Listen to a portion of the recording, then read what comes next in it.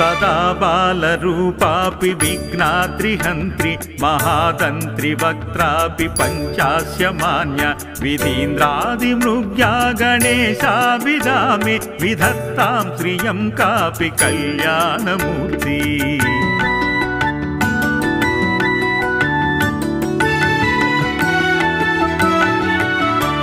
न जानामि शब्दं न जानामि चार्धं न जानामि पद्यं न जानामि गद्यं चिदेकाषडस्य हृदि द्योतते मे मुखान्निस्सरन्ते गिरिश्चापि चित्रम्